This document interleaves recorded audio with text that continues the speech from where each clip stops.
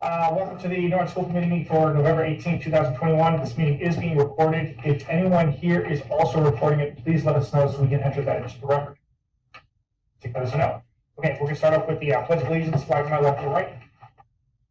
I pledge allegiance to the flag of the United States of America and to the republic for which it stands, one nation, under God, indivisible, with liberty and justice for all. First up, we have a vote to approve the minutes of October 25th and the October 28th, 2021 open meetings. Has everybody had a chance to look at those? Yes. Yes. Any corrections or objections? No. Seeing none, I would entertain a motion to approve both of those minutes. Second? Second. All those in favor? And Joe, we're still doing roll calls? Yes. Mrs. Stern? Yes. Mrs. Cohen? Yes. Mrs. Gower? Yes. Mr. Sheedy? Yes. Mr. Savas? Yes, unanimous. Next up, we have the warrants. I reviewed and approved the following warrants: school expense warrants, November 4th, 2021, $441,238.58. School payroll warrants, November 4th, 2021, $1,039,027.06. I wish to enter them into public record. Next up, we have the student representative updates. Real treat here. We've got them live and in person tonight. Come on up.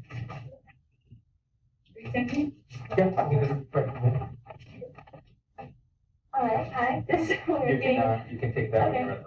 It's weird being in person, but so I'm going to start with the JCS, and Dr. Marcus said that they had all 500 students together for the first time at the first annual Veterans Day flagpole ceremony outdoors at the school flagpole last week, and the day after that, they celebrated one of the school's core values with World Kindness Day. Students broke up into one of the 5 pre-K to 3 houses and made kindness bookmarks for a buddy from different grade level in their house. The multi-grade houses are named after parts of the ocean like the JCS theme and are designed to connect students to strengthen the community. The big activity was put on hold due to weather, which is a giant school picture spelling out "Be Kind" from 50 feet out using a drone. And they said they're going to get to that before Thanksgiving, so hopefully we get to see that soon. So for the LG, they're very busy with a lot of Thanksgiving themed things. They have large turkeys, one per grade, in the hallways, and they each decorate a feather to go along with the book or a chapter in the book that they have read, and then they bring a feather in and they add it on so that they can see all the books they've read. They are reading a list of grade level books together. They all got to pick books of their own. The Scholastic Book Fair is happening this month. And Miss Luke also included pictures of the turkey, which is really cute, so I can forward you guys that. But yeah, I'm going to go straight into Joe. And he said a couple of weeks ago they had a very successful trunk or treat event, which was put on by the Yelp PTO. And tons of families came and enjoyed the night trunk or treating together, which was awesome. They also him and Dr. Marcus marched in the parade handing out candy. For Thanksgiving, they're going to have volleyball tournaments in PE classes with in-class battles for Thanksgiving week. They're going to do championship games with faculty and staff mixing in. They're also having Lancer Learning Time block has been very successful in supporting students, and everyone's really enjoying it. So they're all gearing up for Thanksgiving as well. So at the middle school, tomorrow they're actually going to be wearing purple to raise awareness for epilepsy and show support for those facing the challenge. On Monday, they're going to bring back the annual Turkey Carnival. So NMS will be collecting canned goods along with the money raised at the Turkey Carnival to donate to the Cupboard of Kindness food pantry. And at the Turkey Carnival, they're going to have basketball foul shots, turkey bowling, plinko and a jukebox, and they're going to have turkey putt-putt, which is a new one for this year, so they're pretty excited for that. I'll also go on to the high school. The sports teams have done really well. I'm sure you guys have seen that. And the cheerleaders are competing at the state championship on Sunday at Worcester State. So they're super excited, getting ready for that. The football players are excited for the Thanksgiving football game. Looks like it's going to be pretty cold though, so they got to prepare for that. And we're super excited because we're planning the Pep Rally. We're going to have a really big Pep Rally this year. It's going to be outside on the track. There's going to be a Mario Kart relay where we have scooters and we're going around. Student versus teacher dodgeball. And some of the teachers are getting really excited, yelling at kids like, oh, you're going down. They're picking their targets right now. Oh, yeah. There's actually going to be a DJ because one of the teachers, Mr. McDonough, is actually a DJ. So What day is that? it's on a half day on The Wednesday, Wednesday. yeah. That's good, because then I don't have to worry about sick days on Thursday and Friday. Yeah. Yeah. So that's going to be from like 10 to 11. We're super excited for it to do something big this year. And we also have Powder Puff coming up on Monday now. Super excited. I'm excited for that. And we also, just something, a little bit of an update is that midterms and finals discussions are happening in a lot of classes. So I'm sure we're going to hear some of that. But that's kind of it, I think. That's pretty much it. Great, thank you very much, guys. Anybody have any questions for me? Sounds like a fun week. Yeah. For people, what's better than that? Meeting minutes? Yeah, sure. That's true. Student Excellence Awards is next up on our agenda. Thank you, Mr. Chairman, members of the committee, and to the public that's here tonight. There's probably no evening that's more fun for Joe Byetta than this evening, right?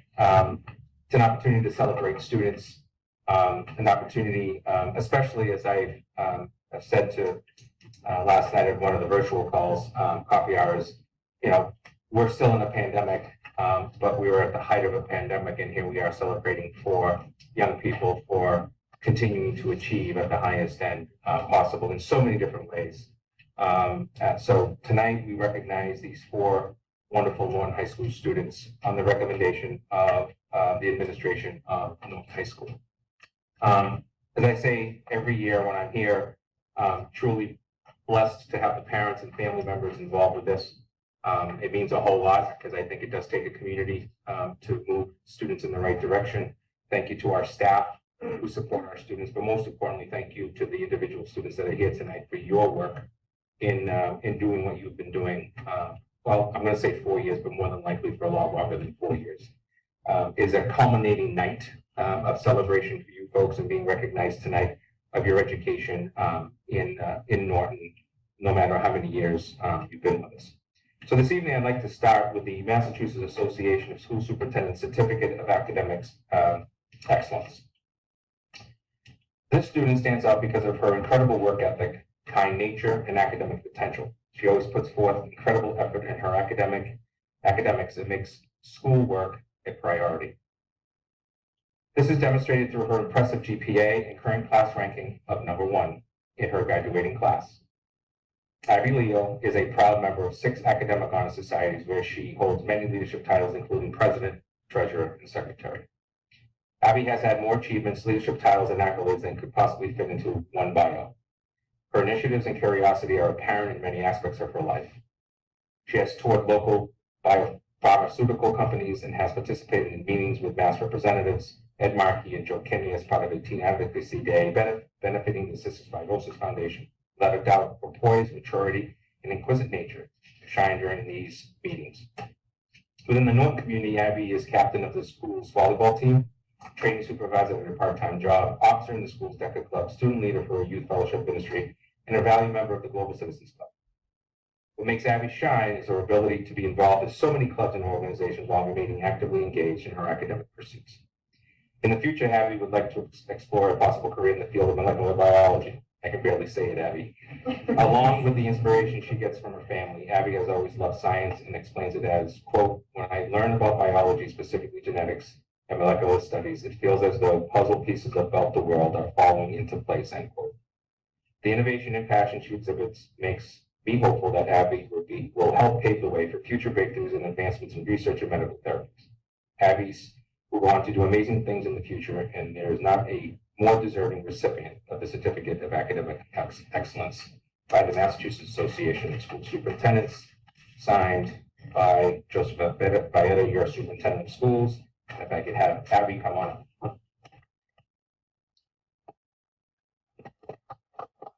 I'll take some pictures. And we'll get some pictures right over here if you don't mind. And parents, family, we'll have you up too. Yes, you can. Yep. It's okay. This is my grandpa.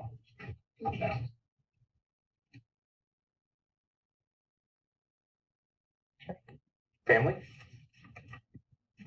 Want to make sure you guys are in the picture. I'll be on the outside, you go on the inside. And we'll pick one of, just for yourselves. Get it?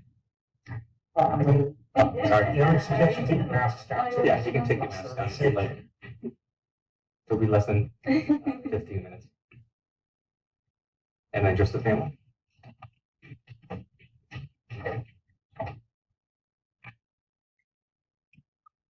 Thank you. Thank you. I'll put you on the spot. Where are we applying to? Where are we going? Do you think? The plan places that we'll get, but I'd love to go to Georgetown. Georgetown is the dream. What else you got on the list? I'm planning to Washington Smith, Johns Hopkins, Wesleyan, and Vanderbilt. Great. I never applied to any of them. Congratulations. Good luck, okay? Thank you. Thanks so much. The Certificate of Excellence, Superintendent's Award of Excellence, is a local award as well. The student is well deserving of the Superintendent's Award of Excellence. Courtney Cass, academic achievements, coupled with her selfless dedication to her community, embodied the characteristics of this award. She's currently ranked number 2 in the graduating class and proudly serves as a member of 5 academic honor societies. She's the president of the National Honor Society and Honor Society. Additionally, Courtney has received several recognitions and awards, including the President's Education Award for Art and Scholastic Art Award Honorable Mention. Real leaders can solve problems in all kinds of ways and often do so humbly and quietly. This is exactly how Courtney has approached her journey of blossoming into a leader at Norton High School. Courtney has stepped up to serve NHS by acting as a class officer, member of the COVID Reopening Committee, leader of the Global Citizens Club, Best Buddies, and more. She works a part-time job and has volunteered at Sturgeon Memorial Hospital and Wheaton College. She's not the student who is just looking to add line items to her resume. Instead, she is thoughtful and passionate about the project she involves herself with. Courtney displays exceptional creativity, innovation, adaptability, and kindness. She's admired by peers and staff alike and is undoubtedly deserving of this recognition. This year's recipient, actually, before I do that, that's for you. Since I put it in there, it's like opening the envelope. This year's recipient, if you could come up, is Courtney Cass.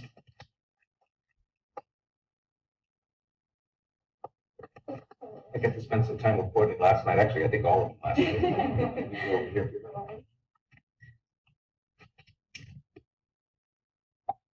Oh, this way, sorry. We can only move so far.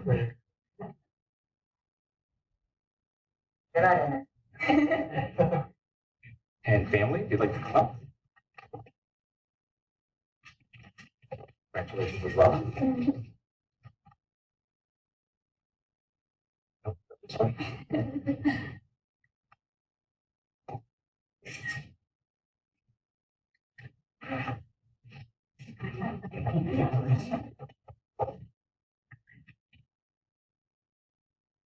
this way.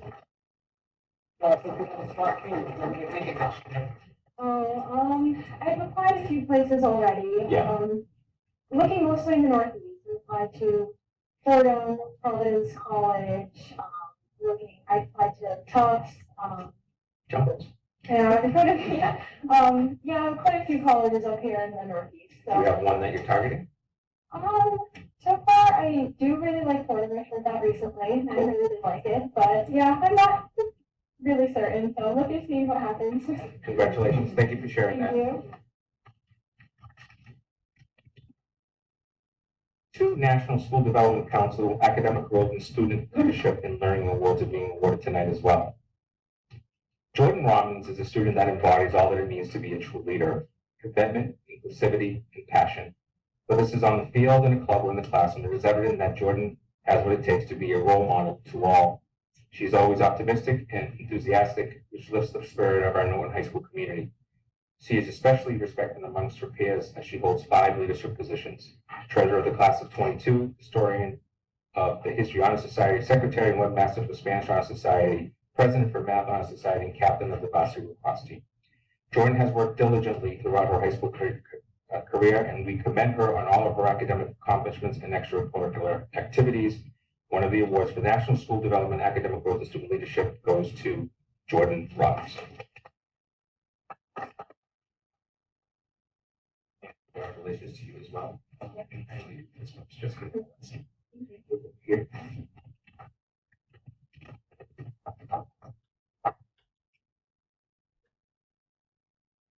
Great. Family.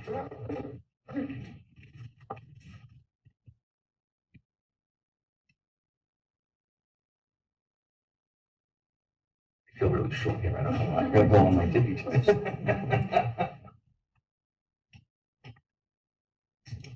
All right, Jordan, you're on the spot. What's it looking like for next year? Where are you playing? I want to College, Boston College, Eagles? Holy Cross, Satyrs? USRS, Cool. Awesome. Stay near the deck. Yeah. For sure. Thank you. Congratulations. Here you go, Jordan. This is for you too. You. Last but not least this evening, for the National School Development Council Academic Growth and Student Leadership and Learning Awards. Many of you know this student because of her role with us. Throughout her time in high school, Zoe Duran has maintained a strong academic record and has been a role model to her peers. Through her hard work, innate curiosity, and dedication, she has earned her spot towards the top of her class. She has maintained high honors and has been recognized for her academic achievements. Zoe is a proud member of 5 honor societies and even holds leadership positions in 2 of them. These academic accolades are a true testament to her academic effort, and she's excited to take the next step in her education and plans to study engineering. Outside of the classroom, Zoe dedicates her time to various school-related councils, best buddies, and other clubs, part-time job, gymnastics, and volunteer work, all also prioritizing her academics. Between her involvement in student council, site council, the principal's advisory committee, the superintendent's student advisory committee, and as a strong school committee student representative, Zoe acts as a voice for the student body and seeks to make positive changes and contributions to the Norton High School community.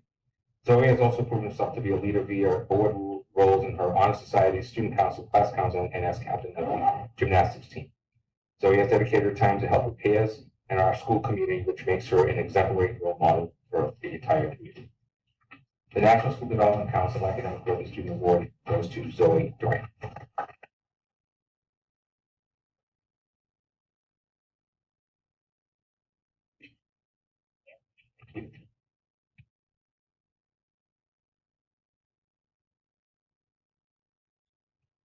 Okay, 10. It's already. Sorry, I keep going the wrong direction. Great. Family? Yeah. You get all dressed up? I'm dressed up for this. Well, that's a tuxedo for you. Yeah. It is, actually, yeah. I didn't see it either. You can take it. I'll have If you it. want to, but you don't have to. Oh, sorry, you gotta go this way. I keep forgetting. You're good luck. I am.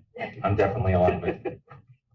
Want to take that off? Or- Yeah, sorry I take it off, but it's, as long as you stand in.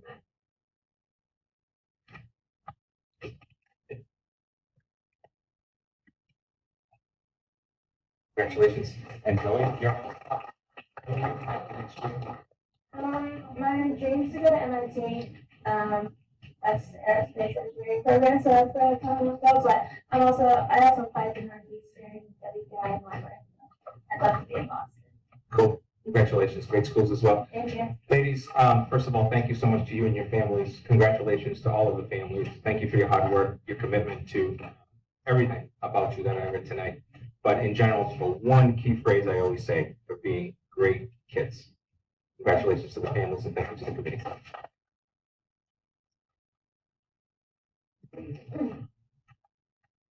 So, just very quickly, I'll kind of throw something out there. So Joe mentioned that this was his favorite night, and not to speak for the whole committee, but I think it's probably one of, if not our favorite nights as well. Sometimes it's really easy, I think, for us to forget what we're supposed to be here for. You know, we celebrate a lot of things in high school, but I think all too often we forget that we're in the academic achievement business. And it's nice when we do celebrate that. It was nice to see it last night at the National Honor Society presentation, and it's great to see it tonight, to see all the success. So congratulations to all of you. Thank you very much for coming out tonight. Appreciate it. If you like to, Nobody will hold it against you if you now get up and walk out. But I will say this, there's going to be a rousing debate about exams coming up in a couple of spots, so your call. Okay, we're gonna move on to the Mcas presentation. Mrs. O'Neill, are you here? Thanks, folks. Thank you. Thank you.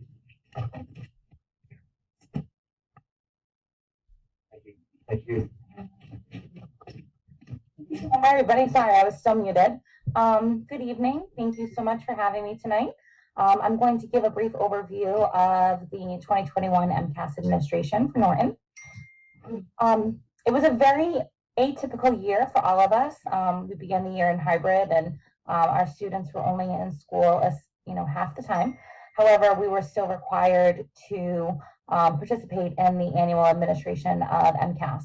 What the department did do for districts was they modified the assessment so that students in grades 3 through 8 only took one of the 2 sessions in both ELA and math, and it was a reduced time as well.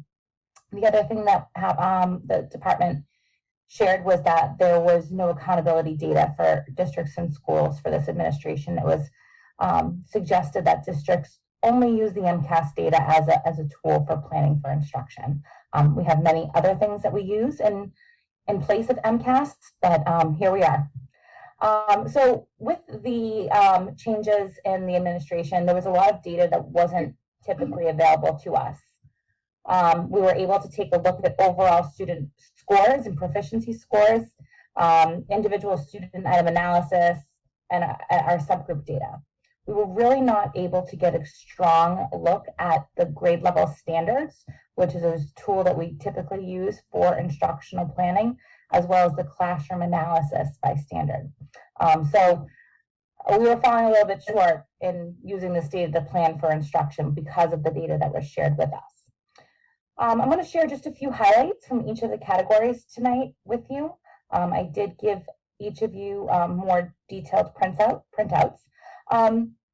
Overall, ELA was pretty consistent with previous year's data. We did, in spite of a global pandemic and strange time in school, we did see increases in our 4th and 5th grade students at the Yale School, as well as our students in grades 10 in terms of proficiency. Where we saw the most significant declines was at our middle school level, specifically grades 7 and 8. And what we typically see there is that that is where a lot of the rigor changes for students in terms of application and response to writing. Nearly all of our grade levels actually reduced the numbers of students that were in that not meeting range. It used to be considered that warning or failure category, which was great to see. And that specifically, overall, our students performed very, very well on the essay components and the structured responses. So that's great to see that all the work that we've been doing in that area has been beneficial. For math, this is where we were in pretty close alignment with the state. A lot of research has shown that the school closure in the spring of 2020 and the hybrid schooling after that really caused a lot of deficits in the area of mathematics for students at all grade levels. So that was definitely, our results here are definitely aligned with that. We saw a decrease in proficiency across all grade levels and student subgroups. And really only our 4th grade students remain pretty consistent with their previous data. Again, our teachers are working really hard with our students in terms of constructed response and short answers, where they have to explain their mathematical thinking, and it shows because our elementary students did really well in that area. In terms, sorry about that, skipped one. In terms of science, specifically science, technology, and engineering in grades 5 and 8, there are definitely mixed results there. A big increase at grade 5 over the last several years, and then a small decrease in grade 8. Where things did change was at the high school, where we had our freshmen taking either the biology or the physics test, and that was still a full assessment for a graduation requirement. So we're still looking at that data. Participation rates overall were down significantly from previous years. In a year where we have accountability determinations from the state, they expect to see 95% participation across all assessments and grade levels. So as you can see, the only grade level that actually met that 95% requirement was grade 3. All other grades fell underneath that, that threshold. And we saw pretty significant declines in the grade 8 specifically. There's a lot of reasons for this. Many of our students were home or in our DLA program this year. And while we had opportunities for them to come in and test, not every family chose to come in and to do that. Other families felt that MCAS during a pandemic was a tough thing for students, and therefore opted their children out for the year. So next year when we have accountability back, we'll have to make sure that we see some increases there. So some of the things that we've done this year in terms of planning for instruction, over the summer, the district actually applied for and received 2 competitive grants. One was for a summer or school vacation week intervention program, which is what we offered to students in grades K to 5. We did virtual small group interventions for either a 3-week or a 6-week period. We used the information that we had, local data, student watch lists, in order to select students. And the great thing about these virtual groups is they would see a teacher 3 days a week for 3 weeks or 6 weeks for an hour at a time. The groups are very, very small. And we had a lot of participation because they were totally virtual. So a student could be on vacation with their family. We had kids zooming in from camp in order to participate. So that was actually very well received and something that I think I would like us to continue in the future. We also received a $60,000 grant from the Department of Education for a summer acceleration academy. This took place during 1 full week in August, where we offered early literacy support for students in grades 1 and 2. It was a full week, Monday through Friday. They came in around 8:30 and left at 2:30, and were in small groups of no more than 10 for this session. And then we also offered math for students in grades 3, 4, 8, and 10. We used our own highly qualified staff. We had students here at the Yale School and at the high school, and it was really, really great to see the progress over the course of that week. Now that we're back for this school year, we have had some staffing changes in order to support student learning all around. We actually brought back math interventionist positions. We haven't had these in a number of years.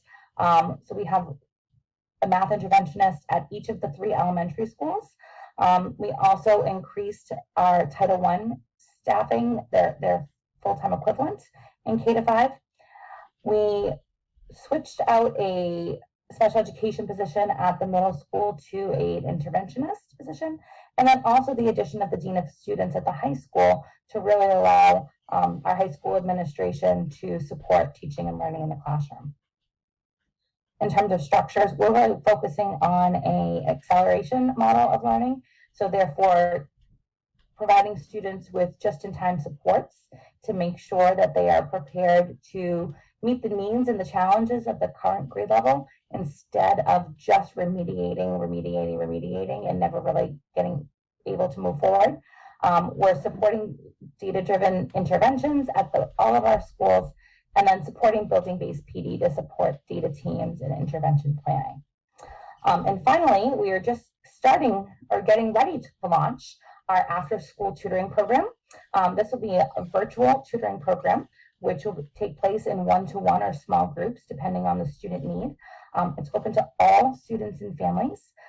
We're using our own highly qualified educators here in Norton, as well as some other outside educators. And this can really be for any grade level, for any topic, in supporting students in the areas where they most need help. So we're excited to get this started. I believe we're going to probably roll out right after the Thanksgiving break. And that is it for the night. So if you have any questions, I'd be more than happy to answer them. Great, thank you very much. We appreciate that. So I guess, Jen, as you know, my disdain for MCAS is well known, and I've been very vocal about it over the years. I guess one question I would have is, do we use these results to make some type of a performance evaluation for individual teachers over the year? No, we do not. Do we think that would be a fair thing to do? No, it's one assessment for students and for teachers. I think that it allows us to have conversations about teaching and learning. So typically what practice happens is that teachers will review their own data, and then they'll sit down as a team and say, okay, where were some of the things that as an overall grade level we really had trouble with? Okay, so third grade had a difficult time with poetry. Let's take a look at our curriculum and our resources and see what we did and how we could potentially bulk it up for the upcoming year. Right. Or there might be a conversation where I say to my colleagues, you know, my students didn't do well when it came to fractions, but I noticed that the rest of yours did. Can you maybe share with me what you've done? And it's a learning process for them and a conversation about teaching and learning. Sure. Okay, and I assume, I know you don't speak for them, but I assume the teachers would agree that it's probably not a fair assessment of their performance for the year. I would say that's probably fair. Absolutely. Okay. That's all I have. Thank you. You know what? I thought I saw you, and then I didn't see you, and I said, oh, I don't think she's here. If you want to comment very briefly on it, you're more than welcome to. Yeah. It's going to be very brief. And Shannon, I can tell you right now, I don't think it's a fair assessment of your performance either. We don't agree it's a fair assessment of our performance. Say it again. We do not agree Yes. it's a fair assessment. Thank you very much. performance. But Appreciate just so that we're all on the same page. Yeah, no, I agree. I think it's silly to evaluate somebody on one test. Okay, let's move on. Can I just ask a quick question, Jen? Can you just, everybody to know, when you say that the Norton Middle School now has an interventionist, what does that actually mean? And what is that role? So the role of the interventionist is really to provide support for students regardless if they're on an IEP or not. So it could be that a small group of students need support with a particular concept, or and they can go to that reading interventionist interventionist, not just reading, math, or other subjects as well, and maybe get a small, quick intervention to kind of help get them caught up in terms of where they are, and then go right back into the classroom. And do we have an interventionist on staff at every school? K to 8. Thank you. You're welcome. Any other questions? Okay, seeing that, we will move on. Thank you very much. Thanks, We'll Jen. get some rest. Thanks, Jen. Yeah. Next up, we have the review and vote on the Norton High School calendar and mid-year/final exam schedule. Thank you, Mr. Chairman. I believe that President Dahlman is on. I see him from afar. If he wants to join us here. Yeah, absolutely. So thank you for having me here tonight to kind of talk about this. And I was going to give you a little bit of history of where we were with this and when I sort of arrived here, and I think historically at Norton High School, and then sort of the process we went through and where we arrived with this proposal here tonight.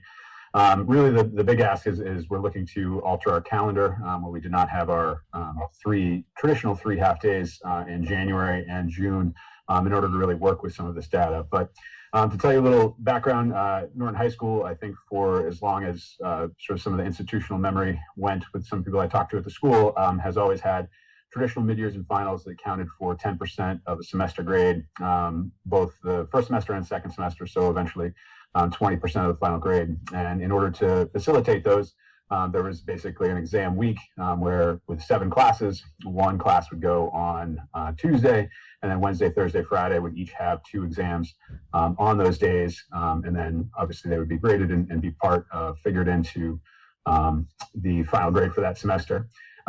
During the COVID year, we had our mid-year exams as we typically would. Then when we kind of came together in order to talk about grading practices Based on the closure, we kept that as 10% of the final grade, and then sort of averaged out the other 3 quarters. So first, second, and then the sort of second half of the year were all worth 30%. Last year, when we had our reopening committee, we discussed certainly, the idea of final exams and mid-year exams, especially based on a hybrid model and the sort of logistics of that and the amount of time that would take in order to assess people with that was one of the big obstacles. We also didn't feel like it was something that we wanted to basically subject students to as far as the 10 or 20% of their final or semester grade and final grade respectively. So we eliminated final and mid-year exams last year during the pandemic. This year coming back, we wanted to kind of take a very close look at this as far as what we wanted to do, whether we wanted to return to our traditional model, whether we wanted to eliminate exams entirely, or whether or not we wanted to kind of find a compromise that was going to really balance consistency for students, but also give teachers the ability to try experimental or sort of alternative assessments, as well as those subjects that really felt a traditional exam was the best way to assess what it was they were trying to get their students to learn, would have the option to do that as well. So we tried a new process that was also trying to get as much input from departments, utilizing some of the structures we had at the school. So if you're unfamiliar with the high school, we have our greater group of teachers. We have academic coordinators of each of those departments that meet basically monthly in order to talk about issues of practice, school climate, all sorts of things at the academic coordinator table. But what we wanted to do was to try to have rich conversations about assessment, about sort of what it was that we were trying to get students to learn and be able to do, in particular, in sort of relationship to our acceleration roadmap that Jen talked a little bit about as far as trying to provide strong instruction and accelerating through some of that sort of learning loss that we might have experienced because of the pandemic. So in order to facilitate that, we built a sort of shared decision-making model where academic coordinators would have these conversations at their departments, would bring it to the table, talk about a particular issue, send it back to the departments once we had kind of a statement of where we were going to receive additional feedback before arriving at a decision. And that's what we did here with the mid-years and finals is we sort of started talking about this at the very beginning of the year, went through a few cycles of having departments provide feedback as far as what they believed the best way forward to assess students would be. And then we sort of crafted a statement, had additional feedback, and then ended up kind of where we are here, which is the document that you see in front of you. And what it tried to balance was, as I mentioned, sort of teacher ability and flexibility to assess students the way they felt was the best, but also to have some consistency across students who are in the same course, that they would have consistent experiences when it comes to preparation for any assessment, that they'd have a consistent assessment, so that the courses were kind of consistent across all students who were taking them. One big thing that we did when we looked at this was decided that the 10% and 20% of the student's final grade was something we no longer wanted to support. We felt that was too high stakes and that was something that should not be part of it.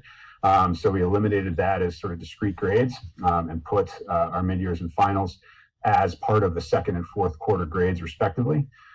We encouraged, part of it was to look into alternative assessments. So we have some departments that are going to be experimenting with that over the course of the year. Sort of notably, our English department is looking at a cumulative, actually our world language department as well, looking at cumulative portfolios as finals.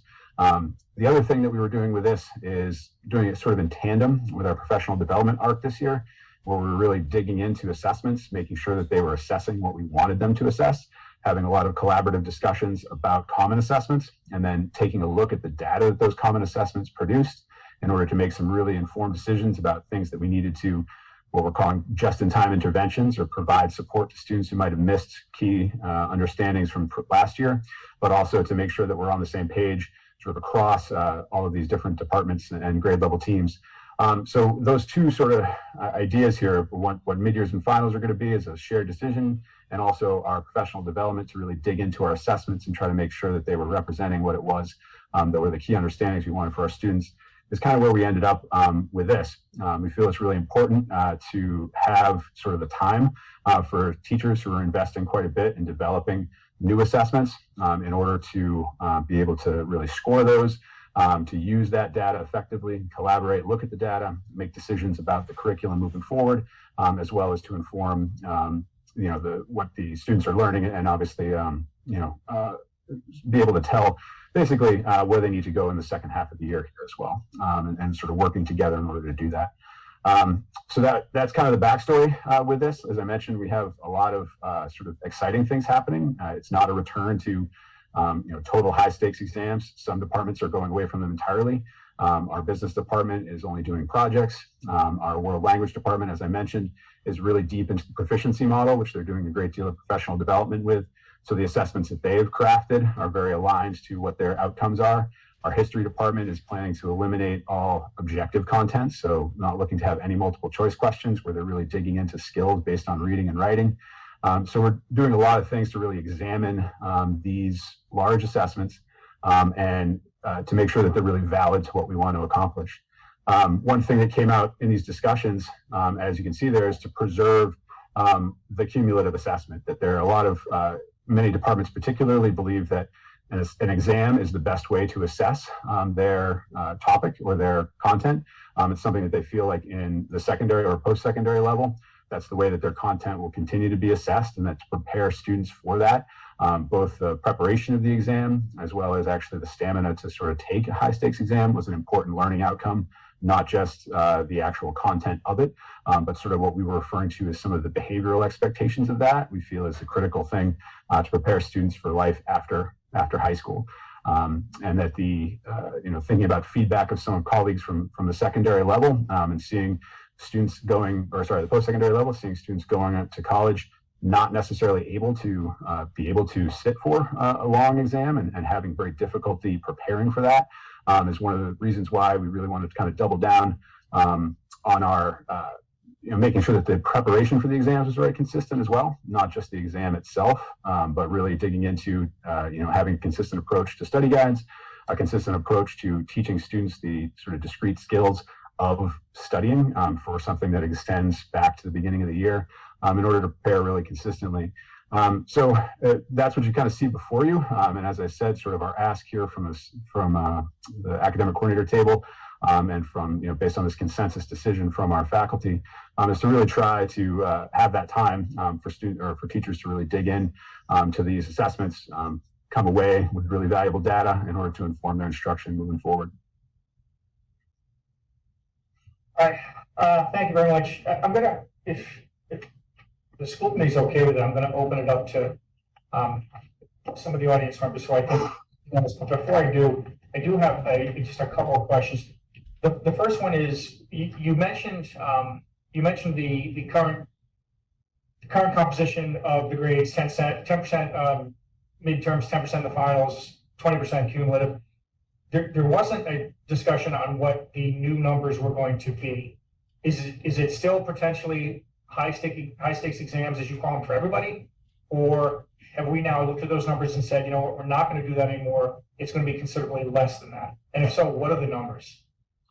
So it's going to depend on some of the common departmental practices. So the way that we sort of started this year was really digging into some of our grade data, and I don't know all of them off the top of my head, but different departments designated certain amounts for assessments versus what we kind of mastery assessments that we were calling them, and then other things for academic habits.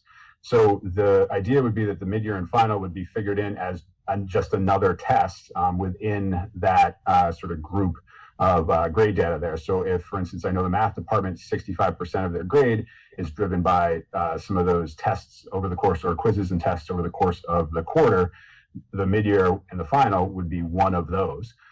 So it's difficult to say, what percentage of total assessments in the quarter that would be, and then how that would impact the grade is, be whatever percentage of that larger percent. So it's difficult to sort of put a handle on it. And I know that some departments would make those mid-years and finals worth more or less, depending on sort of where they saw it as the best way to assess the students. Ethan, can I just piggyback on that a little bit too? So if you look at it, if you move your current 10% mid-year and your current 10% final, you move the 10% of the mid-year into the second term. That means that each term is now at 25% overall. It's not 20 for first term, 20 for second, 10 for the mid-year, 20 for the third, 20 for the fourth, 10 for the final. Everything moves into the term. Slow that down. Sure. So the prior distribution of how you get to a final grade is first term 20%, second term 20%, mid-year 10%, third term 20%, fourth term 20%, final exam 10%. You add that all up, you get your grade out of 100. Now you're going into the assessment that the students take moves from a 10% into part of a total 25% of the second quarter. Right. Now, how each department does grading can be, for example, 60% is tests, 20% is quizzes, and 20% is homework and class participation, or whatever the makeup of that department is. That grade would be part of the 60% of that term for that course. So if I had the midterm and the final is 40% of the respective semesters, then they would still be worth 10% of your cumulative grade. Correct. So the question would be, as you look at assessment during the second term, we have to make sure that there's a balance of assessment taking place so that the mid-year doesn't all of a sudden become exactly what you just said. Right. All right. So, and again, I want to open it up to some of the students, but just to point out some logical inconsistencies we have here. So, and for those of you who didn't see it coming, we just talked about the MCAS and how we don't think that a singular test is a fair way to assess a year's worth of work. And here we are still allowing for that to happen. I know that we're saying we're going in a different direction, but we're still allowing for it to happen. And I think the school committee historically has been really clear about the fact that we don't really love the way that that's done. I personally think it's pretty antiquated, to be honest with you, and excited to move on from it. And the other thing I want to point out is we discussed this as if we need to do this so that they're prepared to do it in the future. If you follow that train of logic, then that means that they're not currently prepared to do it, and yet we're taking that as a big chunk of their grade. I don't know that that's the best way to do that. I think if you want to prepare them, then give them a big test, but use it as a data point, as you say. I don't know how you're going to use the finals one as a data point, but maybe you can use the midterms for that. But to then take that and say, okay, this is going to be a big chunk of their assessment, I think is a mistake. So anyways, if you want to open up, is everybody okay if I open up? Is it all right if I just respond to that real quick?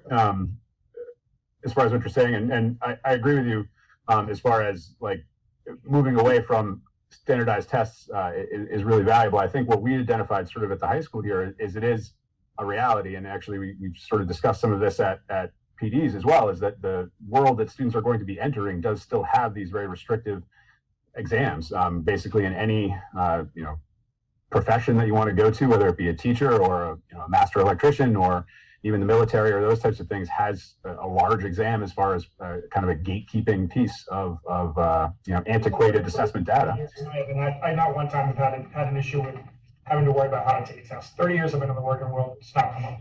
And I agree that there are some professions where you have to take one once, bar exams, etc. I just, again, I don't know if this is, I think it's just an antiquated way to assess holistically a child's year-long performance. And again, I don't want to speak for the whole school committee, but I think we've been fairly direct and forward with that over time. And the fact that we don't have some kind of a handle on where we're going to cap these out is a little bit disappointing to me, quite honestly. So, but I do want to open it up to the students, if okay, and then we can kind of circle back to this afterwards. So, Kat, Yes. Lynn, you're up. So I first want to start by saying, so I'm in Catherine Powers. I included a copy, I'm going to say. And today at school, I went around, and this was all just today. I got 75 signatures from students who agree that midterms and finals are not a fair assessment and that they should be abolished. So here's that. So here we go. The use of summative assessments as a way for teachers to see or reinforce what students have learned has been in place for a long time. Too long. There was a time when they may have been more effective, back before the internet was used as widely and as commonly as it is now. But that time is over. The arguments many teachers present for midterms include the need to learn how to sit for a test, as we will be taking this kind of test in college, and if you are not in college, there is even a test for the military. Said teachers go on to say that midterm and final examinations are challenging and prepare us for next steps. Neither of those concerns hold much weight. Learning how to sit for a test. We have been taking tests most of our school careers. We have taken MCAS from our 3rd grade through sophomore years, and upperclassmen have taken the SATs at least once. We have sat for multiple hour-long tests. This is not something we need to learn how to do. It is an exorbitant waste of time we could be spending on learning, on projects connecting the content of our classes to our communities, exploring avenues in which they could take us, possible career paths. You want to prepare us for the future? Okay, great. Maybe we could have a career day in which you help us explore possible career paths and other areas of study we may never have thought about. The argument that these tests are preparing us for college is weak. Our whole lives, teachers have claimed to be preparing us for the next step. For middle school, for high school, for AP classes, there's always going to be something to prepare for, but living life solely for the challenges you may or may not face in the future drains it of joy. We should be having fun in our classes, having inspiring, interesting discussions, preparing for tests where we are not allowed to collaborate. How is that preparing for the real world? In the workplace, people are on teams, marketing teams, management teams, and they work together to accomplish a common goal. There are proposals for new ideas for their superiors. Sitting silently in rows for 2 hours, taking a text on a subject we stayed up all night preparing for, memorize facts that will slip out of our minds the next day, is not a practice that will be a part of our lives. Preparing for a presentation or writing a paper? Yes. Sitting alone taking a test? No. I love to learn and I have loved school ever since I was tiny. But now, not so much. Math class consists of the teacher showing us how to solve certain kinds of abstract problems, testing us on them, teaching us how to do more abstract problems, followed by testing us on them. It is a never-ending cycle. Centering school around tests shifts the focus from the learning to the outcome, from the process to the end result. I invite you all to consider, is that true learning? Is that why we sit in these classrooms day after day, 5 days a week for 13 years? If you were in our place, how would you feel? Finals and midterms do not encourage improvement, which is what school should be about. It is counterintuitive to put so much emphasis on one test that teachers do not allow students to improve upon. No extra credit, no corrections, no retakes. That does not encourage growth. Having the opportunity to learn and improve represents the beauty of education. Please consider the perspective of the students who are taking these exams, who have been through drastic changes in our lives with this pandemic. We learned through experiencing COVID that we need to focus on our relationships with people, on living life to the fullest. Picking right back up where we left off, carrying on with business as usual, discounts the positive lessons we learned. Let Norton High School truly grow through these experiences. COVID was an opportunity to take a step back and really think about what should be a part of our lives and what we would be better off without. We have been isolated long enough. Continuing to assess us in an outdated manner that is isolated from our peers only serves to increase our stress levels. Thank you for taking the time to consider the perspectives of the student body of Norton High School. Thank you. Good job, Kaz. Excellent. Leah has some points. Sorry, what she said. But basically just, we're really looking to think of a way to replace these traditional exams with something that will actually get us involved in our community, involved with our peers, and involved in actually our learning process.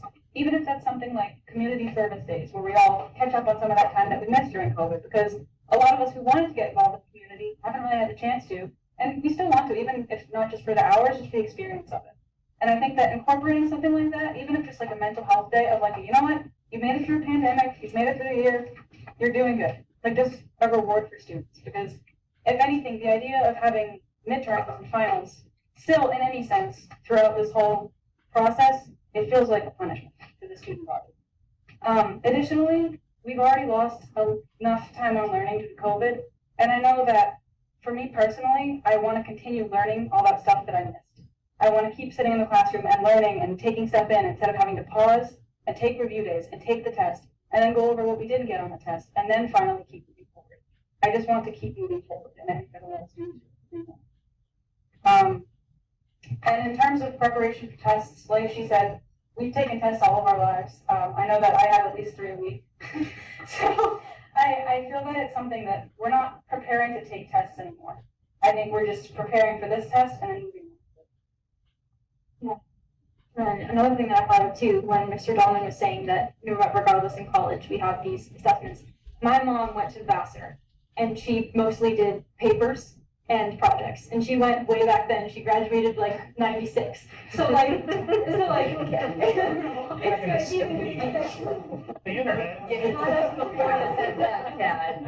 So like, She's younger than me. so especially taking that into account, like, even then, colleges were starting to move away from that. At least that's like a liberal arts college. It's hard to get into. It's sister school of Yale. So the argument that it's for college is getting increasingly less and less important. Questions? So, I think the student body has for a number of years recognized where I stand on mid-year and final exams, right? I am not a fan of traditional assessments. That goes to my teaching days at Sharon High when I was a teacher and at the Vogue. As a principal, I moved my staff in the direction to get away from traditional assessments. And I did meet with the leaders of the faculty, the academic coordinators, and the leaders that make up Mr. Dahlman's leadership team the other day. And I told them that in general, I would be supportive of moving in a direction where traditional assessments down the line, if you will, would not be part of what we do at high school. Your commentary this evening, both of you, and I know from other students that I've spoken to, is in many ways, I think, spot on. The question that I have is when we look at assessment, that you know, and the word accountability is another word that comes into play. You're all going to be assessed in some way in college if you continue to do that, or the workplace, or the military. All three are going to do it, right? But it's traditionally, in many ways, not a traditional test, except maybe one final assessment, bar exam, medical, that type of stuff. I can see that nursing, very traditional in their assessment. And there's probably other fields that I'm misrepresenting or not directly. One of the reasons why I've always fought against MCAS is because if I was a student, I would have struggled with MCAS my entire life. It's not who I am as a learner. And I know it's not where a lot of my students are, regardless if they have a learning challenge or if they're an AP student. And so the overarching issue for me is how do we move from high school traditional assessment to assessment in two different ways. We have what we call assessment of learning and assessment for learning. I'm going to suggest that I'm about for learning because the culminating activity for you guys is to give you critical reading and writing skills, the ability to think, the ability to, especially in today's age, stop looking at that cell phone and have a conversation, right? And any of us that have worked with business people will tell you, I don't care about the content. I'll teach them the content. I need them to have the personal skills to be able to sell the product or do whatever. So the push from Mr. Dahlman, Ms. Benner, and the high school staff is to move, and I don't want to speak for Mr. Dahlman's here tonight, he can as well, but what I heard was an understanding that we need to move in a direction where we have assessment, but we have assessment for learning that is taking place within our schools and not what some would consider an I gotcha assessment. I review the data, as the principals know, I review the data about mid-year and final exams, and it's clearly does not help overall grades. Every so often it might, but clearly usually brings a B plus 88 to an 87 B plus, so it's not a drastic change in some cases. The other part of it is we have students who specifically coming out of COVID right now that are really struggling with their academics, they're struggling with coming to school. I don't know what excites anybody about coming to school for a half day to take a test, right? So I think you guys know that. The question is, the committee can control the calendar, right? Set the calendar. The administration and the teachers really in general can control if we have an assessment. If they decide not to go to half days and say, no, we're not supporting half days, which is also a message that they're sending that they don't support the exams, that doesn't stop the administration, the administration and the teachers from still having exams during full days. Not the best scenario. I believe I said that to one of you earlier. As a former principal, it's a nightmare, right? 60%, 70% of the kids are going to go home because there's only review for some kids that they want to take it. Maybe the AP kids stay for classes. What I will tell you is this. I think your voices and the voices of many of us who believe in change and reforming this is being heard. I've informed the committee that it's a process, right? It's a process. I don't disagree with you that coming out of COVID, going to 4 half days is necessarily the best idea. Some students would probably say it is because they might not even study for the test, right? They're just going to come in blank. I mean, we know what happens. I mean, it is what it is. So the question becomes, how do we really have you two and Zoe, who's here tonight, and all the students listening tonight or out there, how do we get students to recognize that assessments are going to be part of your future? The question is, how do we assess students away from the traditional form. Where, as Mr. Savat said earlier, should we be grading teachers on their teaching ability for one test? Clearly, the answer to that is no. Clearly, the answer to that is no. I would argue that our staff, and I believe they will move in a direction where students are going to have choices on how to. Some kids might want to sit down for a 50-question multiple choice and they're done. Some kids want to work together in a group and do the inquiry-based presentation, portfolio. It's wonderful to hear from Mr. Dahlman tonight the clarity of what some of the departments are already thinking of doing and not just giving you the traditional test. We know that, and this is not a knock, math and science have a tradition, more tradition. It's a fact. But they can move into, I'm sorry? Which makes a lot of sense. It does. So if students were now coming into a, quote, traditional test in math and science, but 5 other tests that are not traditional, that's a move in the right direction for me. Because what that means is you may be really good at the other 5 ways of doing things, but not necessarily as good with the traditional. And I'm just using you as an example because I know you're a fantastic student. So to me, that's a move in the right direction. To just say no testing, I don't know if that's the right direction either. I've always, since day one, since I've been here, this is my 9th year, I've said we should be moving to assessments that allow for students' strengths to be part of their assessment process. So that's where I'm at. Wholeheartedly support you. Maybe I'm being a little bit more of an old snail, moving a little slower, but I do find that this moves us in the right direction. So, sorry, do you mind? Ethan, I'm going to interrupt you real quick. Sure. I don't think that they're arguing for no testing. I don't think that's. Yeah, we're not no assessment. Yeah, that's We understand that our learning needs to be assessed in our Right. teachers to help us improve Right. and grow. So, but I do want to point out, the idea of these high stakes exams, and whether it's 10%, whatever it is, as the year goes on, I'd be willing to bet you that if you ask any teacher, and any teacher that is paying attention in class, they can tell you, pick a student, say this student, that student, whatever. They can tell you that's an A student, that's a B student, that's a C- student, that's a B+ student. They pretty much know. It's my guess. And I would tell you that if you look at, so we have 3 students in the room right now, I think. And my guess is I know them all. So I'm guessing that they're probably pretty much A students, right?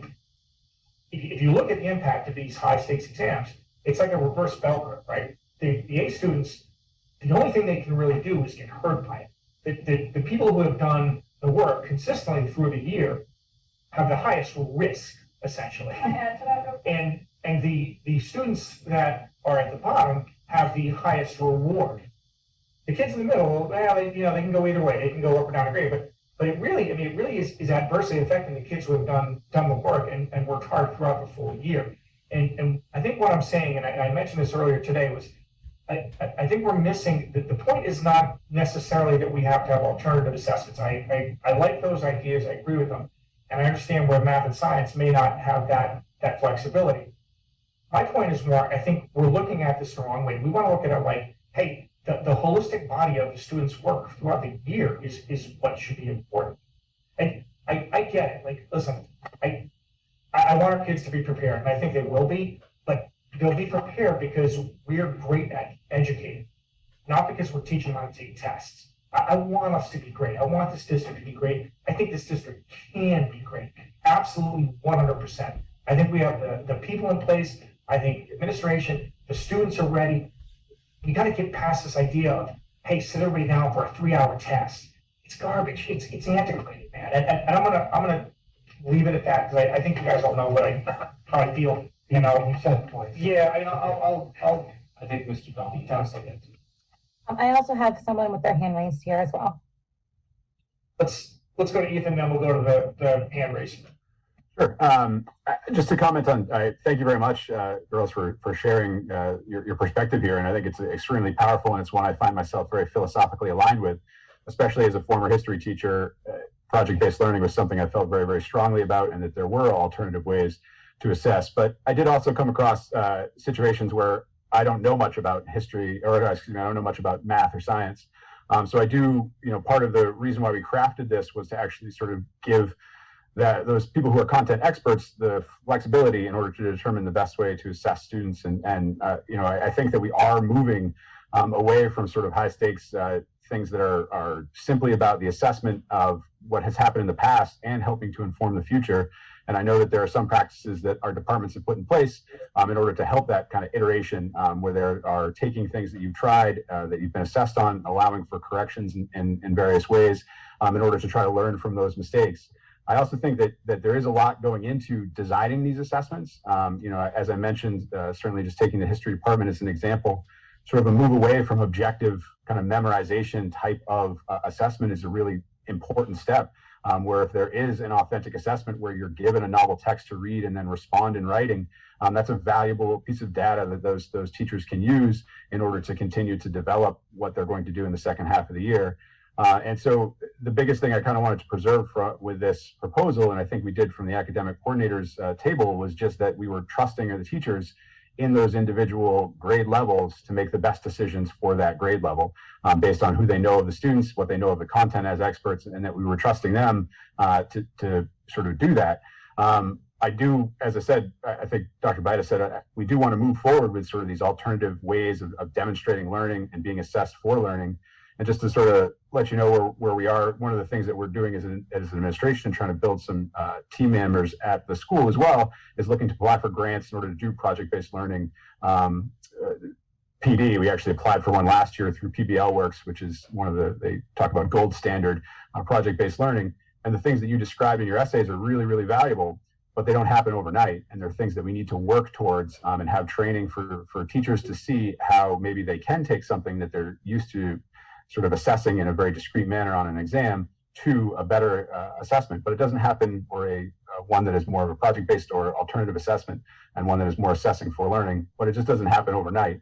And I think this is the proposal that we have in front of us, is trusting teachers to make the right decisions, and it is moving in that direction. Although, as we see, it's not maybe moving as fast as some of us would like. So can I just? Can we go somebody had their hand up. We'll go one first, then we'll circle back to you. Jen, we had a hand up. Lauren, you are should be able to speak if you unmute. Okay, can you guys hear me? Yep. So why don't you introduce yourself so people know who you are? Sorry, so this is Lauren Bukowski. I know most of you. I'm the academic coordinator for the science department. I've been at the high school teaching science for 18 years. I'm listening to what everybody's saying, and I'm really thinking that you have been given the wrong impression about what we as teachers want for this. The vast majority of us, when we say we're giving midterms and finals and we're in favor of them, the vast majority of us are planning some sort of alternate assessment, particularly for the classes where they already have a high stakes test. So the courses where kids are going to be taking MCAS or the AP courses. For example, in my AP chemistry course, I don't give a final exam. I give them a final project where they have to use their chemistry skills in the lab and actually learn things. I shouldn't say that, apply what they've learned. I hear math and science being thrown under the bus as, well, yeah, of course, they're going to do the traditional 3-hour test. Actually, science is talking about doing a lot of different things, and most of the departments are. So I just want to make it clear that part of the reason we're asking for these half days is because evaluating alternate assessments is actually much more difficult and time-consuming than evaluating traditional tests. It's really easy to run a 50-question Scantron through, and now you've got your grade. We are planning on doing alternative type assessments for the most part, not completely, but it's not like, we just want to give a traditional test and have an extra half day off. These things take more time to evaluate correctly. And I just want to make sure it's clear that everybody in the high school is not saying we want to keep everything the way it always used to be. We want a super high stakes test. The idea is that this test, no, I'm not going to make it the only test of the term and make it be 60% of the grade. We want to get away from it being a humongous part of the grade and have it just be a regular assessment that happens to assess more material than normal. Thank you for your comments, and I applaud you on the use of the applicable assessments. I think that's the way to go. And then we do understand that we're really talking about the half days here, because as Joe said earlier, in my opinion and Joe's, I don't think the authority lies with the school committee to dictate the types of assessments that we're going to give. But we do appreciate the comments. Sherry? So, I mean, I guess, I don't know if it's even worth saying anything, because if we don't really have any say. Yeah, I think that, Lauren, I appreciate that explanation, because it makes a little bit more sense. It's just my thought, in listening to, both of our students here speak, these are two strong students, right? And they're talking about the stress that they're going to feel coming out of COVID, going into these situations. If we're not, if this is something that we're trying to move towards and it's a slow growth, is there a happy medium where maybe we can just kind of pause for a second, let these kids have because it still isn't even normal for these kids, let's be honest, it's not normal, right? No, for lunch cafeteria, we're still in rows. We're sitting like we're It taking is not normal for them. Really. So can we just take a pause and let these kids have this a little bit more than halfway normal school year until we figure out how we move forward with these assessments? Do we have to move? And I know it's not our call, and that's fine. I'm just bringing it up because when I have two students standing in front of me talking to me about stress, and they're strong students, I worry more as a social emotional district about the other students who are not as strong. That concerns me greatly coming out of this pandemic, that we're going to hurt our students more than we are going to help them over testing. So I think a couple of things. First of all, since I think the comments directed at me, I'm not throwing math and science under the bus. What I suggested was that the math and sciences have a more traditional, outside of Norton, in the real world format. And the example I used earlier was nursing as an example. So just wanted to be clear about that. I don't have the numbers in front of me, and I'll ask Principal Dahlman to potentially collect that information of what departments are doing for mid-year, which is 2 months away. Let's get the data. Which department is actually doing a traditional test for this date? Hold off on your decision of the half days until the December meeting, which is in early December. And then you'll have data about what is traditional and what is not traditional. So can I make a suggestion, Joe? Yeah. Rather than hold off, because I think it's important for them to know. I think it's important for the teachers and the students to know. Yeah, it's important for them to know what they have for time. I'm just suggesting to you that if we're going to make the big generalizations that I was making and others were making, let's stop the generalizations and get the facts about who's doing traditional, who's not, what are the assessments look like. And trust, to Ethan's comment, trust the teachers to give us the information to be able to give to the public. As you said earlier, I love the idea of denying them the half days and sending a message that we really are not in favor of these exams. However, that being said, I think it's short-sighted. So I'm not in favor of denying those half days.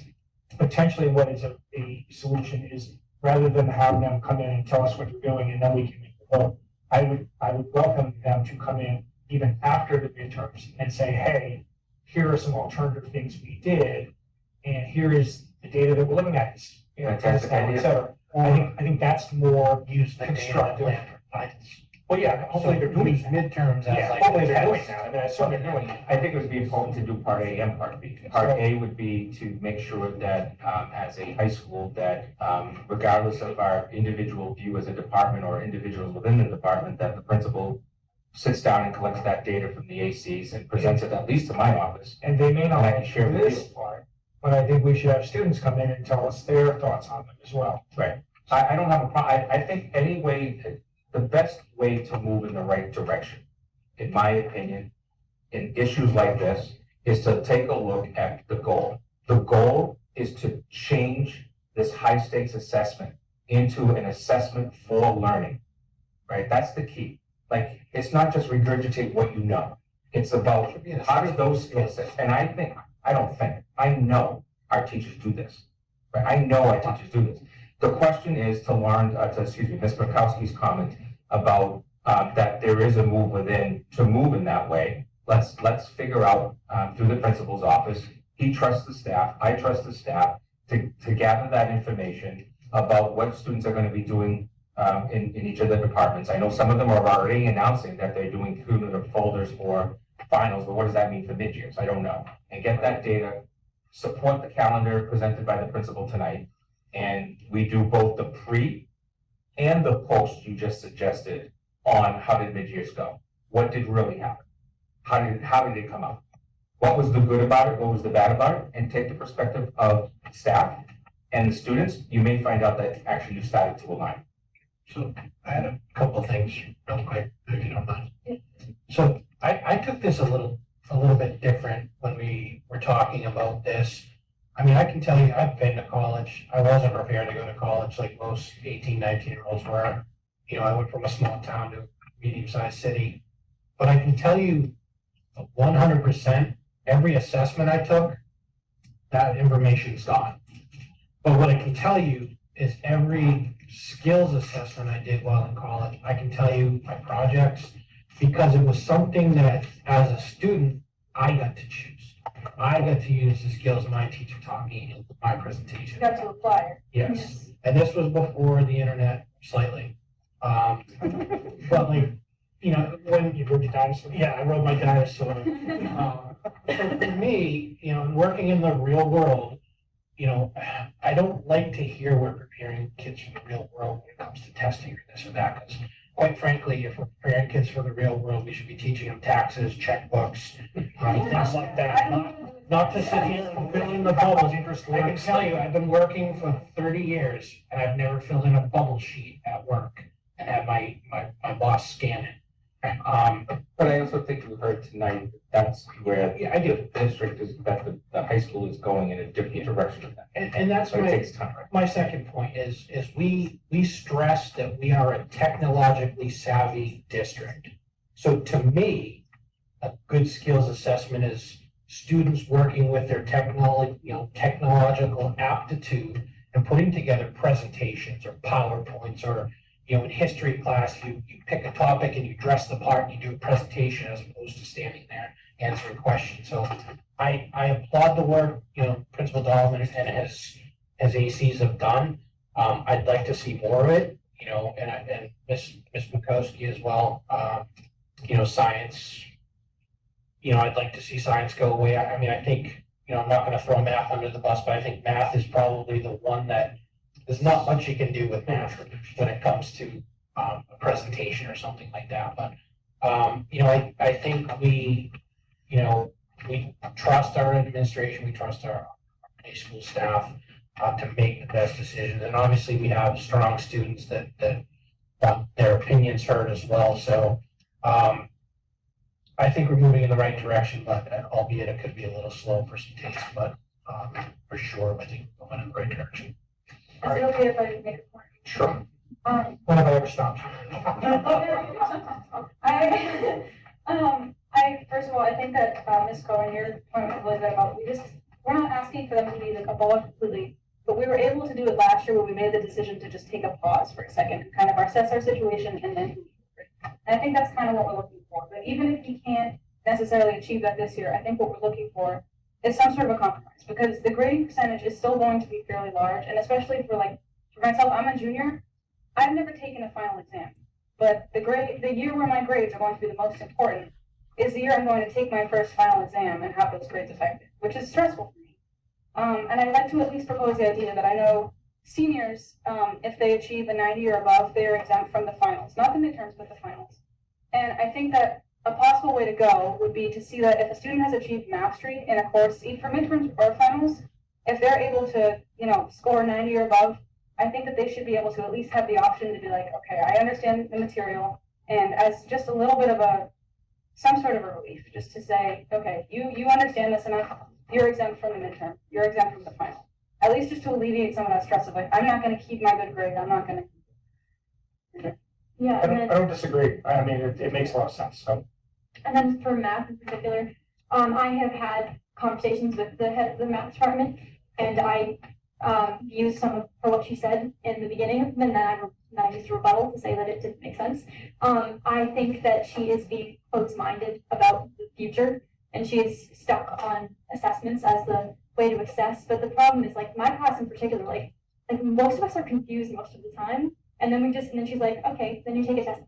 And it's just like, it's not helping us to learn. The test isn't for learning. It's we take a test, we're done, and then we move on. It's not, there's no like going back and making sure that we understand. She just keeps piling on more things. And it's having to take one giant test on math in particular. I had struggles with this. I had an A average in math my sophomore year. I did not do well on my midterm, and it brought my average down. So the experience of mid-year and final exams, Leah, your comment about the mastery and student grade and exemption, those are things that can all be brought back to the principal's office for further discussions. We have made exceptions in the past, as you guys know. I work in districts that have not that exception, but they do have it for the exception around final exams for students. I worked in multiple districts that have done that. They haven't done it for mid-year unless it's a mid-year that's actually a final. In other words, a semester course, an elective. So that's another idea that you could clearly bring back to the principal as a potential another move of reforming what you're thinking. Okay, Can so I was gonna move us on. Can I just make one Yeah. quick comment?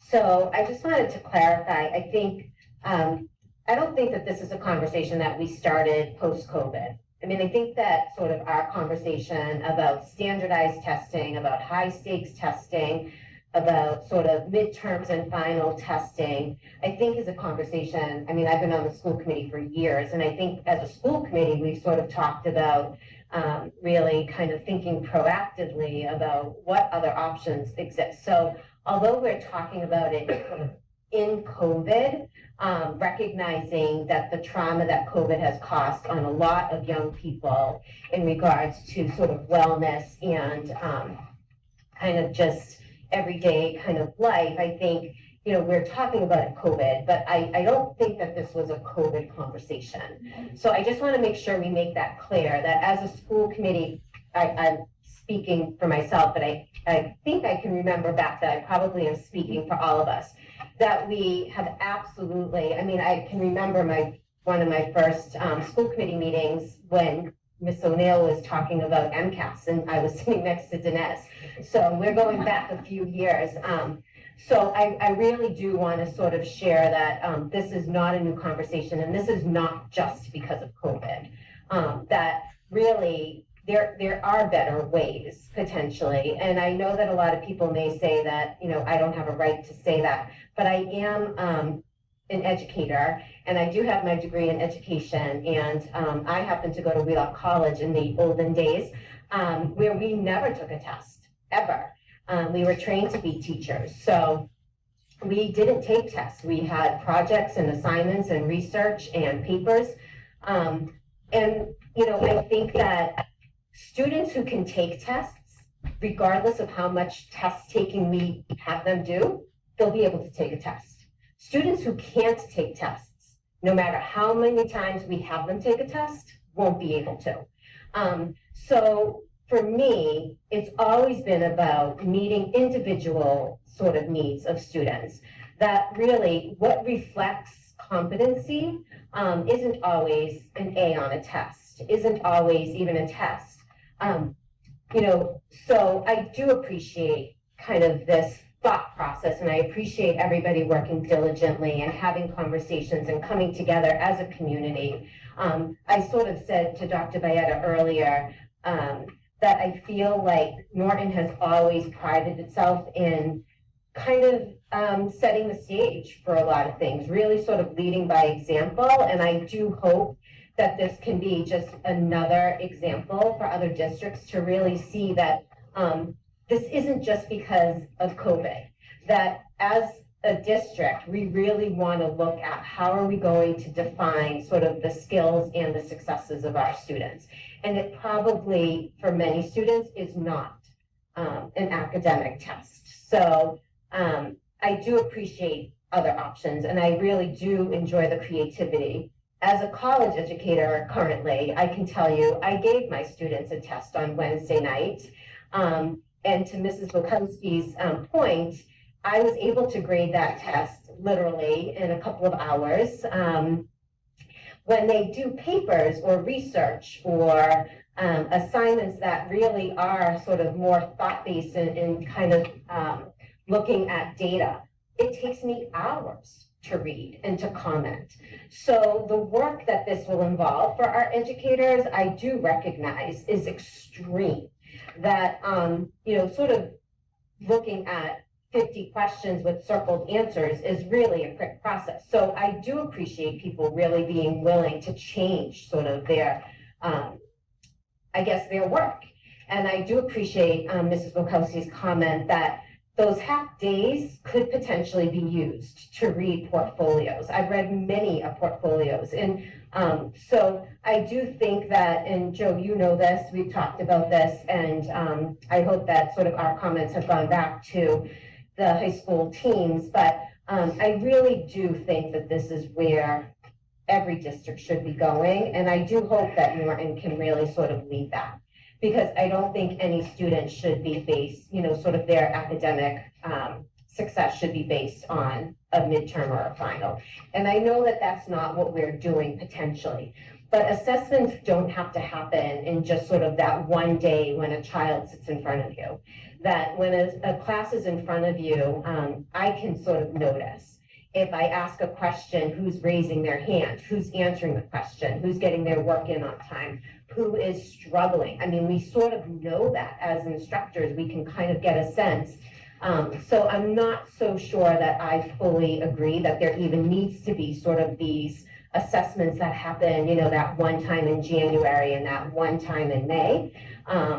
But I do think that moving in the right direction of just sort of thinking, I guess, more alternatively as what other options are available will benefit sort of the whole entire sort of learning community. So I just wanted to say that. But So, Ms. Gallagher, as usual, you have these points that I think bring us full circle. And I think that the full circle, and I think Ms. Bukowski and any other staff that's on recognize this. And I know that the president of the NTA knows this. She's here tonight. It's not just going to alternative. That's the reason why the model that's being proposed is a little bit of, in the eyes of some of us, a little slow. But the fact of the matter is you just nailed some of the points.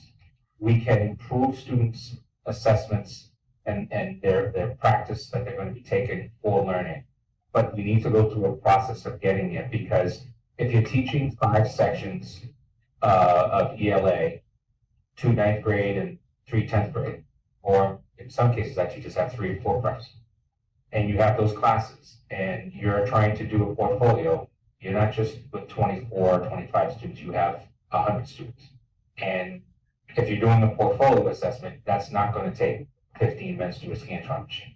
It's going to probably take you 5 to 10 hours, if not more, if you do it right, depending on the rubric. So that's the reason why I supported at the meeting with them, that I'm happy that we're moving in a direction.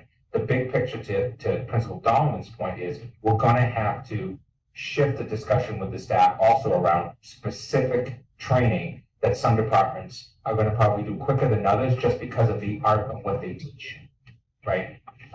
Not because of a lack of not wanting to do it. So I would support the recommendation that's been put forth. Okay, we're going to move forward because we have a lot to talk about still, and quite honestly, we're starting to get into an area we really don't have the authority to vote on anyway. So it'll be an ongoing discussion. I want to thank you guys both for your comments. They were extremely impactful. And I'm not saying that because I live with one of you and live next door to the other one. So, but I do appreciate it. I think it's really important for you guys to speak up for yourselves and self-advocate. So thank you very much. Again, the question of the types of summative assessments that we're going to take is certainly not over. And I welcome you both to continue to be part of the conversation. Mr. Chairman, just for the purposes of the public, Ms. Powers gave me her written statement and the signed signature, so those will be entered into the record. They'll always be here. Thank you. Thank you. Thank you guys for listening. thank you. Thank you. Okay, so what are we looking for here? Because I think there was a discrepancy. You're looking for the change in the calendar. Mr. Dahlman, I believe, is adding to have the half days for the purposes of mid-year. Typically, the final, it would be the last 3 days plus the last Okay, day. so of it's school. 3, because it does say 2 at one It says, point, yeah, it does and say then 3 2, somewhere else. and then 3 on the last. I believe it's a total of how many days? So the 28th is already a half day, and the professional development that we would have scheduled that day would be some of our instructional cycle work, which is looking at assessments and trying to, again, align and collaborate in order to make some really good adjustments for curriculum. So that's why it's just the 27th or 26th, 27th, 28th would be the 3 half days. 28th is already a half day. Sorry, And then, sorry, go ahead. no, and then the same thing at the final is that I believe the calendar, the last day of the school is already a half day. So it would just be those 2 dates before that one as well. All right, we'll make this easy. And I would entertain a motion to allow for half days as needed for finals and midterm exams. So moved. Second, Second, all those in favor? Kathleen is, I think she's one. Mrs. Cohen, yes. Mrs. Gallagher, Yes. Mr. Sheedy? Yes. Mr. Sabas, yes. Thank you. No, I'm here, yes. Oh, Kathleen, yes. Kathleen, sir. Thank you. Thank you all. Next up, we have the Thank you. enrollment update. Just to give you a general enrollment update as it pertains to where we are, based on the latest update, as you know, this changes on a regular basis. We've seen an increase in pre-K to 5 enrollment of 40 students, a decrease in 6 to 12, which is that bubble going through at that negative bubble of 50. Overall, out of district is down to 32, but as you know, that grows on a regular basis. Our total enrollment is at 2465 for a total enrollment of 5 students, of which 31 students is an increase in the school choice at 194. Great, thank you very much. Next up, we have the athletic complex 90% design update. Thank you so much, Karen, if you don't mind putting that up. I think my Swinster has it. You all have a handout of this. I'm not going to spend a lot of time on this because we put this out there, as you know. This is the 90% design of the athletic complex as supported and the town vote.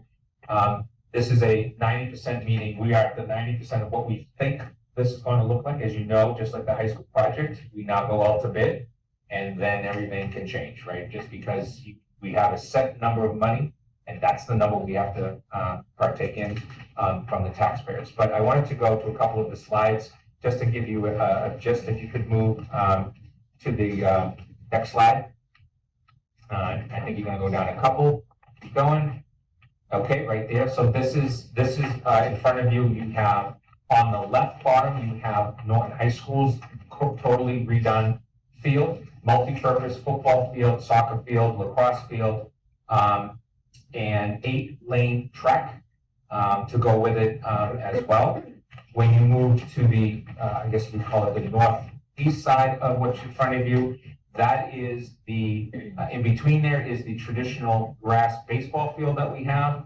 And on the other side of that is behind the Yale School, and that's where the multi-purpose baseball, softball, soccer, lacrosse, football field would be going up. Next to that are the tennis courts.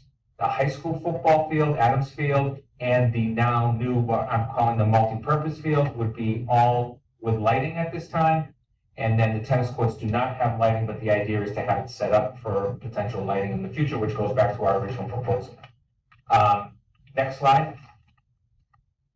Next slide again, this is the schematics that we really don't need to get into. Keep going. And so here's just a different outline with the general view. Keep going. Again here, it's kind of nice to see the end. But this is one proposed, back one please. This is one proposed area. This would be basically the general entrance area coming off of the student parking lot area of the high school by the baseball field going into the multi-purpose area. So this would be kind of the grand kind of area where people could be sitting around and talking before they go in to watch a game, that type of an area. So this is an area being proposed. Again, this could change because of finances, as we all know. We can go to the next slide. So would that take away the parking lot? Or No, there's not, no, it's all within it, doesn't take the parking lot. The tennis courts, this is a complete, if you will, kind of revision. We've gone the route of eliminating that sand baseball field, if you will, so JV field, and we've moved the tennis courts over. It just makes total sense to be able to do it. And so that you know, and I don't think for the public, this will be all on our website, that all the next designs that you see is all the type of material and all that. I'm not going to get into that as a public presentation. The biggest issue are two issues. One, the sewer connections coming in at a potentially a higher price than we think. Again, potentially, right? We don't have any numbers, final numbers in front of us from the bid. Two, the bid in general, tremendous concerns. We all know what's happening in the real world, right? It is what it is. I don't think, we had markup, I want to be clear, in our $6.3 million proposal. There is markup, if you will, the 7% included as part of when this was going to go up. As you all know, the numbers that we're hearing in certain materials can be as high as 15 to 18%.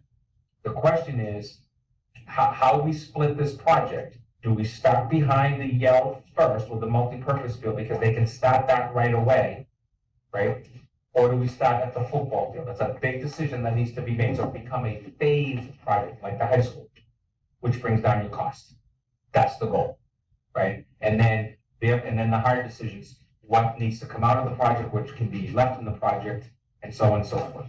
The commitment that we have is $6.3 million. I do not see us going back for a quote debt exclusion situation or any of that. I want to be clear about that. But like your high school project, when I was here for phases 3, 4, 5, I sat in those building committee meetings and we had to make difficult decisions. 20,000 here, 40,000 here, 60,000 there. Change orders can happen in these types of projects like they can in any project. So when we look at the project as a whole, and I understand, having just completed a home renovation, I know the costs fluctuate. Right. So overall, though, our three main purposes aren't going to be changed, just could be.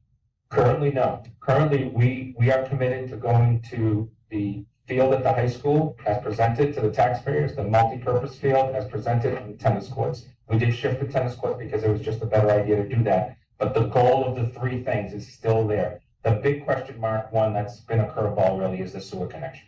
But we have some alternative ways of looking at that. And currently, there is contingency within this project. So it all depends on the numbers when they come out. If you come out at 5.4, you got $1 million to work with, right?